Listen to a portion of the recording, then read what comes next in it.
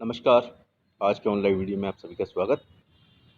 आज अपने पास M Com final BST paper second classes management and operation audit, इसके बारे में पर चर्चा करेंगे। पहले जो अपने इसके बारे में चर्चा कर रहे थे, जितने भी इसके होते हैं अपने पास प्रबंध कार्यों की समीक्षा, उसके बारे में अपने पिछले वीडियो अपने इसमें चर्चा करी थी। आज इसी के बारे में हम चर्चा करेंगे कि जो ये टॉपिक अपने पास आ रहा है इसमें कि श्रम और औद्योगिक संबंध की समीक्षा। इसमें किस प्रकार से अपन श्रम और औद्योगिक संबंधों की समीक्षा करेंगे। इसमें सबसे पहले अपन को देखना है कि श्रम और औद्योगिक संबंधों की समीक्षा किस प्रकार से करेंगे। Review of the personal and industrial relations, जो रिलेशन है और औद्योगिक संबंध है, उसकी किस प्रकार से अपन इसकी समीक्षा और विवेचना करेंगे। इस टॉपिक में यही आज अपन चर्चा करेंगे। अपने 7 पॉइंट है लगभग इसमें, और जो मैं पॉइंट में आपको गिना रहा हूँ, सबसे पहले है अपॉइंटमेंट, नियुक्ति, प्रशिक्षण, ट्रेनिंग, पारिश्रमिक, रेम्युनरेशन, कार्य के लिए वातावरण, वर्किंग कंडीशन, प्रोडक्टिविटी, उत्पादकता, श्रम निकासी, लेबर टर्नओवर और श्रम यूनियन। ये जो 7 पॉइंट है अपने पास, इसके बारे में अपन चर्चा करेंगे आज, और इसमें देखेंगे किस प्रकार से इसका निर्धारण और किस प्रकार से इसका अपन ट्रीटमेंट करेंगे। तो सबसे पहले नियुक्ति के संबंध में बोल रहा है कि नियुक्ति अपन को, अगर लेबर संबंध सही है तो नियुक्ति किस प्रकार से करनी चाहिए, ये समीक्षा अपन किस प्रकार से करेंगे नियुक्ति संबंधी समीक्षा। इसमें यह है कि अंकेक्षक को देखना चाहिए कि प्रत्यक्ष और अप्रत्यक्ष सभी प्रकार के कर्मचारियों की नियुक्ति के लिए संस्था में पृथक विभाग हैं। सबसे पहले अंकेक्षक का काम है कि इसको ये देखना चाहिए कि जो प्रत्यक्ष और अप्रत्यक्ष, डायरेक्ट इंडायरेक्ट अपनी नियुक्ति कर रहे हैं, उसके सही प्रकार की जो कर्मचारी की नियुक्ति के संबंध में पृथक विभाग है नहीं है, जो अपने डिपार्टमेंट स्थापित कर रखे नहीं। इस प्रकार से अंकेक्षक को महत्वपूर्ण कार्य है कि वो देखे इसे। इस विभाग के अधिकारी को विभिन्न पदों के लिए आवश्यक व्यक्तियों के संबंध में योग्यता की पूरी जानकारी है, और ये देखना कि जिस व्यक्ति या कर्मचारी की नियुक्ति हो रही है उसकी योग्यता के संबंध में पूरी जानकारी है नहीं, ये बात भी इसको देखना चाहिए। इस संबंध में उपयुक्त नियम बने हैं या नहीं बने, इसकी भी प्रक्रिया देखनी चाहिए। उधर नियुक्ति संबंधी प्रक्रिया पूर्ण रूप से नियमबद्ध है नहीं है, माने जो आप पर नियुक्ति अपॉइंटमेंट कर रहे हैं उसकी जो सही प्रकार से उसका वैल्यूएशन कर रखा है, ये भी उसको देखना चाहिए कि सही प्रकार से। अंकेक्षक को देखना चाहिए कि नियुक्ति के समय इस प्रक्रिया का पालन किया गया है तो नहीं, इस प्रक्रिया में किस प्रकार की कमजोरी है और उससे भाई भतीजेवाद पनप रहा है या तो। अच्छा, ये एक मेन पॉइंट आता है कि अंकेक्षक से देखना चाहिए कि भाई भतीजेवाद, यानी खुद के बंदे को लगाना, बाहर के जो इंटेलिजेंट है, जो भी अपने पास बंदे हैं जो वेल क्वालिफाइड है या जो जो वाकई में डिजर्व करते हैं, वो बंदे उन्होंने लिए नहीं लिए या उनकी अपॉइंटमेंट हुआ नहीं हुआ है, ये देखना है। और कहीं किसी का मिली जो कहीं अपने जो मिलने वाले इनको तो उन्होंने इस कार्य में ले लिया नहीं ले लिया, ये देखना चाहिए इनको। अंकेक्षक को ये भी देखना चाहिए कि ये जो नियम के अकॉर्डिंग अपने इन्होंने अपॉइंटमेंट किए नहीं किए, ये भी इनको एक प्रकार से जांच का विषय होगा। अंकेक्षक को ये भी देखना चाहिए कि इस विभाग के कर्मचारी की कमी के कारण कार्यकुशलता में कमी तो नहीं आ रही है। ये एक इम्पोर्टेंट पॉइंट है कि अंकेक्षक को देखना चाहिए, अगर आप अपॉइंटमेंट कर रहे हो या कर्मचारी की कमी है तो कार्यकुशलता में तो कमी नहीं आ रही। इस प्रकार का विश्लेषण भी अंकेक्षक को देखना चाहिए। उसी प्रकार उसे ये भी देखना चाहिए कि किसी विभाग में आवश्यकता से अधिक कर्मचारी तो नहीं है, बना लेस देन और मोर देन। ये देखना चाहिए कि अगर कहीं आपने जहाँ आवश्यकता से अधिक तो कर्मचारी नहीं रख रखे हैं, और ये देखना है कि आवश्यकता से ज़्यादा कर्मचारी तो नहीं रख रखे, ये कम तो नहीं रख रखी, जिससे क्या जो अपनी प्रोडक्टिविटी है, कार्यकुशलता पर उसका अधिक प्रभाव पड़ता है। तो ये अपन को एक प्रकार से विश्लेषण करके देखना चाहिए क्या इन्होंने सही प्रकार से उसका नियुक्ति करी है या नहीं, ये भी इसको देखना चाहिए अंकेक्षक को। और इनके सामने ये सबसे इंपॉर्टेंट पॉइंट है नियुक्ति के संबंध में कि वो वेल क्वालिफाइड है, ये संस्था में उसका क्या योगदान रहेगा आने वाले टाइम में, ये उसको देखना चाहिए। इस संबंध में उचित उनको मार्गदर्शन और निर्णय की आवश्यकता होनी चाहिए। इसका जो नेक्स्ट पॉइंट है, इसके बाद जो नेक्स्ट पॉइंट अपने पास है ट्रेनिंग का। ये अपॉइंटमेंट दे दिया, उसके पास ट्रेनिंग बहुत जरूरी है। ट्रेनिंग संबंधी समीक्षा क्या होगी कि कर्मचारी का चुनाव चाहे वह किसी भी योग्यता के आधार पर किया जाए, लेकिन फिर भी ये आवश्यक है कि उसको संस्था के वातावरण से परिचित करवाया जाए तथा उसके उसके द्वारा किए जाने वाले कार्य की समूची जानकारी दी जाए। सपोज करो कि जो भी संस्था में कर्मचारी या अधिकारी नियुक्त हो रहा है, उसको उसकी प्रॉपर ट्रेनिंग और उसकी उस वातावरण से उसको वाकिफ़ करवाना बहुत ज़रूरी है। ये भी आवश्यक है कि प्रत्येक कर्मचारी को ये समझा दिया जाना चाहिए कि संस्था में उसका कितना महत्व है तथा उसकी लापरवाही या शिथिलता से पूरी संस्था का कार्य किस प्रकार तक पंगु हो सकता है। माने उसको अपना उसको अपना जो लायबिलिटीज़ है, या उसको ये समझना चाहिए कि अगर आपने ज़रा सी भी गलती करी तो ये पूरी जो अपनी संस्था उसको कहाँ तक खामियाजा भुगतना पड़ेगा। ये भी एक प्रकार से उनको आवश्यक समझाने देना चाहिए। और ये भी आवश्यकता से समझाना देना चाहिए कि लापरवाही का कहाँ तक उसको अम, ये संस्था को कितना लॉस उठाना पड़ेगा, ये भी इसको देखना चाहिए। और साथ में ये भी और साथ में ये भी आवश्यकता है कि इससे संस्था को कितनी हानि उठानी पड़ सकती है। भाई नेचुरल है, अगर लॉसेस तो होंगे ही। इन सब कार्यों के लिए कर्मचारी की नियुक्ति के पश्चात प्रारंभिक प्रशिक्षण की आवश्यकता पड़ती है।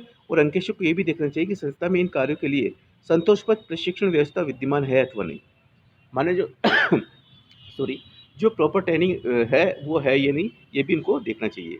आधुनिक युग विकास का युग है, अतः उत्पादन तथा अन्य कार्यों के संबंध में नई-नई प्रौद्योगिकी व तकनीकी का उपयोग हो रहा है। किसी भी संस्था को अपना अस्तित्व बनाए रखने के लिए आवश्यक है कि वह समय-समय पर इन प्रौद्योगिकी या तकनीकों को अपनाए, जिससे कि संस्था की कार्यकुशलता और संस्था का मार्गदर्शन की आवश्यकता को बढ़ाई जा सके।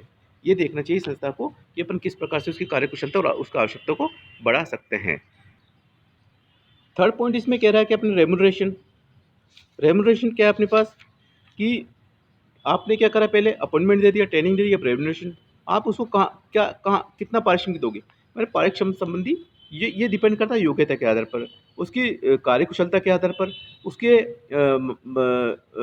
कितना उसमें नॉलेज, उसके आधार पर। तो इसके समीक्षा के संबंध में, रेम्यूनरेशन के संबंध में ये कह सकते हैं कि कर्मचारी को दिए जाने वाला पारिश्रमिक औद्योगिक संबंधों की जड़ है। इसका श्रमिकों की आवश्यकता पर अत्यधिक प्रभाव पड़ता है।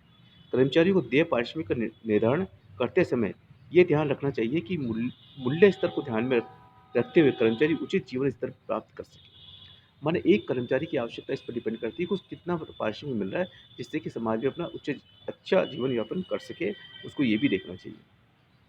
यदि संस्था के कर्मचारी अच्छा जीवन स्तर कायम रख पा रहे हैं, तो उस संस्था की ओर योग्य व्यक्ति आकर्षित होंगे।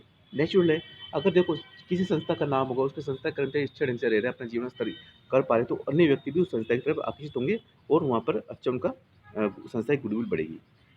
इस दृष्टिकोण से ये आवश्यक है कि कर्मचारी को न्यूनतम मजदूरी की गारंटी दी जाए और साथ ही ऐसी व्यवस्था भी होनी चाहिए कि अधिक कार्यकुशल कर्मचारी वो अन्य अर्धकुशल अथवा अकुशल कर्मचारियों की तुलना में अधिक पारिश्रमिक प्राप्त कर सके।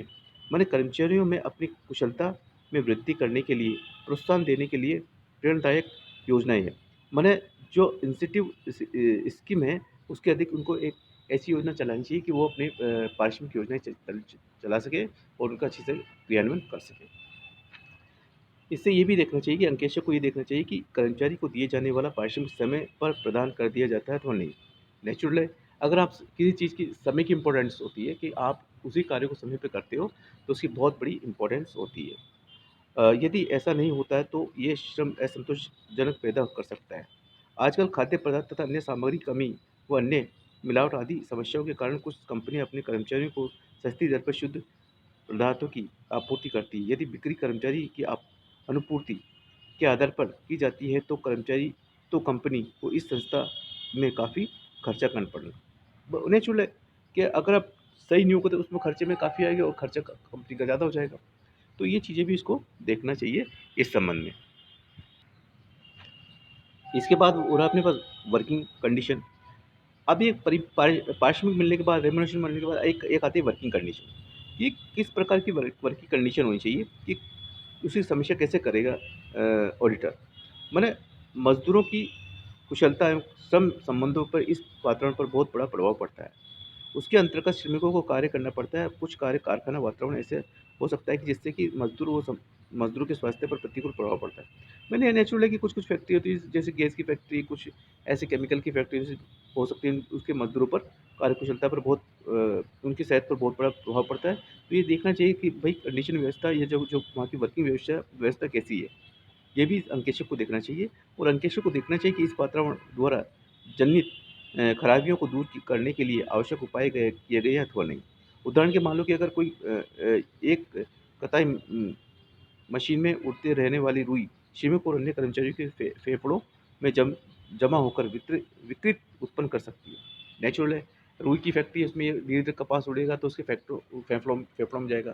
केमिकल की फैक्ट्री है तो उसमें वो सांस लेने में दिक्कत आएगी। तो आपने प्रॉपर मास्क वास्क की व्यवस्था कर रखी नहीं, के लिए कर रखी है। अगर कोई ऐसी ज्वलनशील फैक्ट्री, उसमें आपने प्रॉपर आग बुझाने की मशीनों की व्यवस्था कर रखी नहीं कर रखी, तो ये सभी चीज़ को देखना चाहिए कर्मचारी को, वो उसको ऑडिटर को, कि समय-समय पर इन चीज़ों को चेक भी करना चाहिए। अंकेक्षक को वातावरण सुधारने के लिए संस्था में अपनाई गई श्रम कल्याण संबंधी योजनाओं की भी समीक्षा करनी चाहिए। कैंटीन, पुस्तकालय, वाचनालय, क्लब, औषधालय संबंधी व्यवस्थाओं की भी समीक्षा करके अंकेक्षक को देखना चाहिए कि संतोषप्रद ढंग से कार्य हो रहा है अथवा नहीं, ये भी देखना चाहिए अंकेक्षक को। देन इसके बाद अपने पास आता है प्रोडक्टिविटी, उत्पादन क्षमता। ये उत्पादन की समीक्षा आप कैसे करेंगे? अंकेक्षक को संस्था के श्रमिकों की उत्पादकता की जांच करनी चाहिए।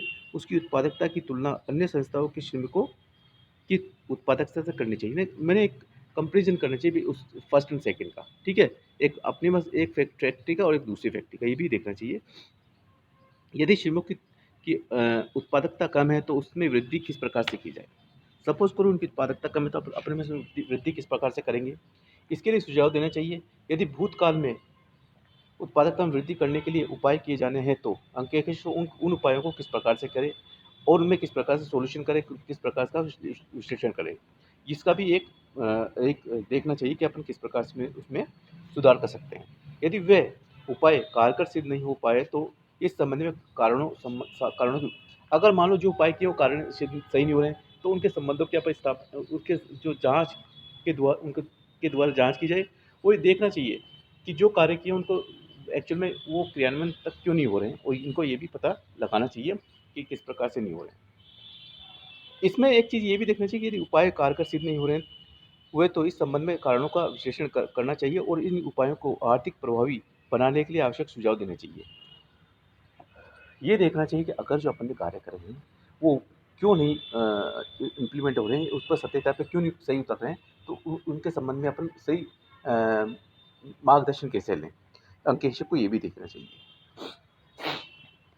देन इसके बाद अपने पास है श्रम निकासी की समीक्षा, माने लेबर टर्नओवर के संबंध में क्या देखना चाहिए अपन को?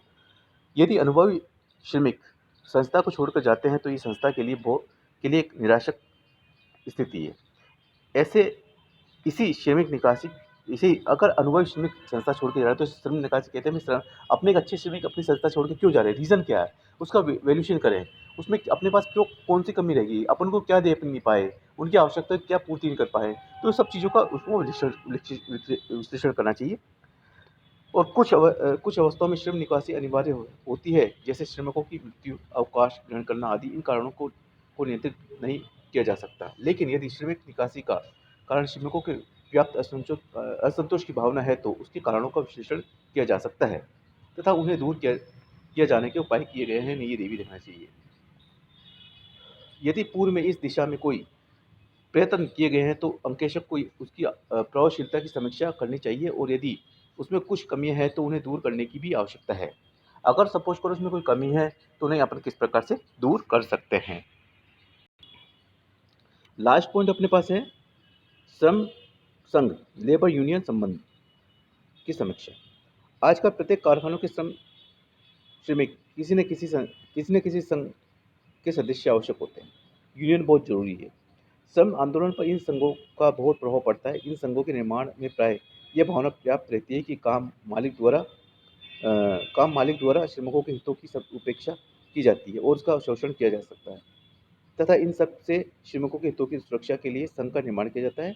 इस प्रकार श्रम संघों के निर्माण की जड़ में ही संघर्ष की भावना अंतर्निहित होती है। मैं एक कंपनियों की अ, ये उसमें ये भावना है कि अपन को श्रम की किस प्रकार से सुरक्षा करनी है, ये देखना है। कंपनी प्रशासन का ये भी कर्तव्य है कि वे इस भावना को नष्ट करने के लिए आवश्यक प्रयास करें। श्रमिकों और अन्य कर्मचारियों में ये भावना पन पनपाई जानी चाहिए कि उसका तथा प्रशासन का लक्ष्य एक ही है। इसमें कहीं टकराव की गुंजाइश नहीं है। देखना चाहिए वो भी, उनको भी देखना चाहिए, मालिक को भी, कि श्रमिक और हम मालिक एक ही हैं और ये सब उन्हीं की चीज़ें हैं और अपन को मिलके काम करना है। श्रमिकों की समस्या के समाधान के लिए संस्था में कोई स्थायी व्यवस्था होनी चाहिए। वाचनालय, पुस्तकालय और व्यायाम आदि द्वारा इन बातों में निरंतर प्रयास होने चाहिए कि श्रमिक को उस संस्था में अपनी अपनत्व की भावना की रचना करने के लिए आवश्यक है। इससे ये देखना चाहिए कि श्रम यूनियन और जो अपने मालिक है उनमें कोई टकराव की स्थिति ना हो और संतोषपूर्ण तरीके से रहें। तो आज की इस वीडियो की अपने बनाई है, इसमें जो अपने पास 7 पॉइंट है। इसमें पहला तो जो मेन है श्रमिक औद्योगिक संबंधों की समीक्षा किस प्रकार से करेंगे। 7 पॉइंटों के आधार पर उद्योग में क्या करना चाहिए। तो सबसे पहले नियुक्ति करनी चाहिए, अपॉइंटमेंट, फिर प्रशिक्षण, पारिश्रमिक और कार्य के लिए वातावरण, उत्पादकता, श्रम निकासी और श्रम संघ। इन चीज़ों के आधार पर यह एक औद्योगिक संबंधों की समीक्षा की जा सकती है कि वहाँ पर किस प्रकार का अपॉइंटमेंट हुआ है, अच्छे श्रमिकों का, ट्रेनिंग कैसी हो रही है, बढ़िया हो रही है, ठीक है। वहाँ उस संस्था में श्रमिक को पारिश्रमिक कैसे मिल रहा है, बहुत अच्छा। वहाँ का वर्किंग कंडीशन कैसा है, शानदार, बढ़िया है। इस पर एक विश्लेषण है अपने पास। उत्पादन कैसा हो रहा, प्रोडक्टिविटी बढ़िया है, अच्छी है। लेबर टर्नओवर बहुत कम है, क्योंकि वहाँ अच्छे श्रमिक है, कोई जाना नहीं चाहता। वो वही तभी संभव है कि जब संस्था का या उद्योग का वातावरण अच्छा होगा और उसके लिए फायदेमंद होगा। और श्रम संघ मालिक और लेबर में कोई टकराव नहीं है, और वहाँ एक दूसरे को अपने कार्य की समीक्षा का वर्णन किया जा रहा है। तो आज की वीडियो में अपन यही समाप्त करते हैं, और इस वीडियो से अपन को ये थोड़ा है कि औद्योगिक संबंधों की समीक्षा को ऊपर से नियुक्ति से लेकर श्रम संघ तक एक ही कड़ी में बांधना चाहिए, ताकि किसी भी संस्था न श्रमिक को न मालिक को किसी प्रकार की समस्या न हो, ताकि संस्था में अव्यवस्था की स्थिति पैदा न हो और संस्था का प्रोडक्शन कम ना हो और संस्था का नाम खराब ना हो। इसलिए दोनों मालिक और श्रमिकों को अपने संबंधों की अच्छी प्रकार से संबंध रखने चाहिए, जिससे संस्था का नाम हो और संस्था की गुडविल बढ़े और संस्था का एक अच्छा वर्चस्व रहे। थैंक यू, धन्यवाद।